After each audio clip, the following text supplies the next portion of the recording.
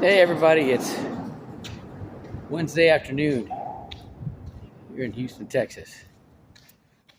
So, it's amazing. Things I've learned in my life, like when you work out and your body produces endorphins, it's like a natural painkiller, and it stimulates the creative side of your brain. And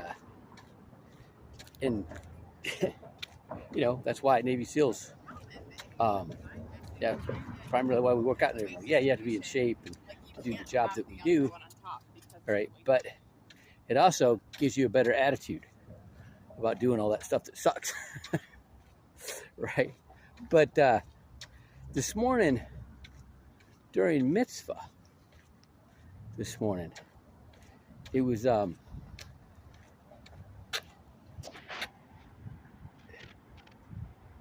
during they were talking about Leviticus, Deuteronomy, right? And it's basically rehashing everything that we talked about before. And so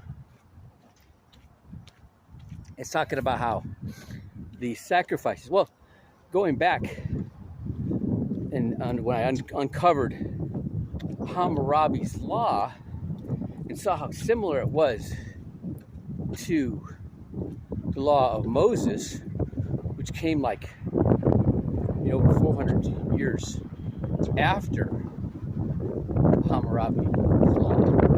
Hammurabi died like 31 years or 32 years before Abraham was born, okay? But when you see how similar the verbiage is and everything to the laws of Moses, it's like Moses did like when you're doing an English paper, right, a research paper, and you find some research already published. You just plug in, your pertinent information, that makes it yours, right? And so instead of being the shekel and the fines for breaking the law, it's sacrifice, okay? And so so this is where the interesting thing about that is, how that money, the paying the fine, when you got a lot of money, that fine ain't a big deal. The money ain't that big a deal, right? So when you don't have a lot of money, that money's a big deal, right? So the Hammurabi's law was great for the rich people, not so good for the poor people, right? Well, when you do when you implement the sacrifices, see, it's all about that relationship with that animal. Okay, I raised 4-H livestock. You get really attached to your animals, right?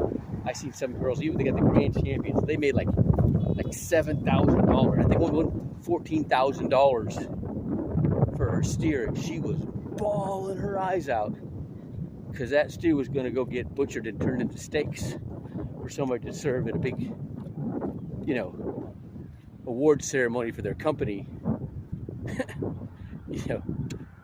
celebrating, right? And they really cared for that animal, right? So people are, taking care of these animals, and they're putting their hand on the throat or the head of the animal. Throat's been slit and it's bleeding out and it's dying.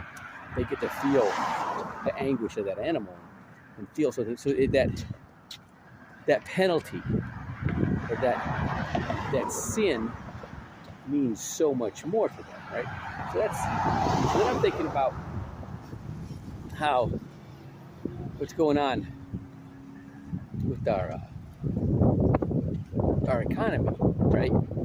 And how what's going on with the banks all collapsing, right? Why that happened, right? And thinking about what I'm teaching these classes on financial literacy, these principles, they're if the dollar collapses and we got to go to something else, everything we're teaching applies. Kind compound interest. Okay, well, they're going to have compound interest on whatever other currency we use. That's going to apply, right? Inflation. Yeah, there's going to be inflation, right? No matter what, whether it's going to be inflation of goods and services, or it's going to be inflation of the money. There's going to be inflation. It's all supply and demand, right? That's the deal, right? There's going to be taxes, it, right? And there's going to be incentives to do with your money, what the government wants you to do with money, so they'll reduce your taxes for doing that. All that's going to apply, all right? Doesn't matter what it is, right? But if we still stay corrupt and everybody's still trying to find their little angle and play in the system, right, to get themselves that little advantage and screw your buddy, all right, screw your neighbor, so you'll get more of a benefit. Guess what? Whatever we come up with is going to collapse again. So you having that right heart, having the right purpose for whatever you're doing, it has to be. If we don't have that, there's nothing else they're going to come up with that's going to save. It's going to all happen again, and it'll probably happen faster. It'll probably collapse even faster. It seems to happen that way, right? I mean, these collapses, these economic collapses, happen with more frequency and shorter duration in between every time. Okay, why? Because you got people that aren't playing by the rules, and they're being selfish. And if we don't fix that, it's all going down. All right. So what I got out of today, which was really profound to me, all right, it was called the psyc-K experience, right?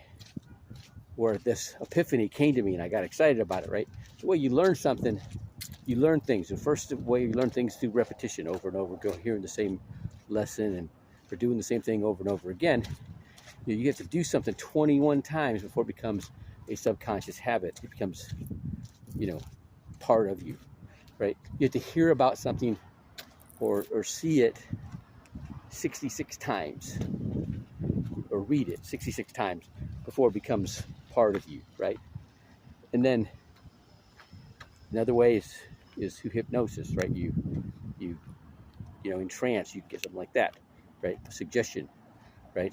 Well, almost the same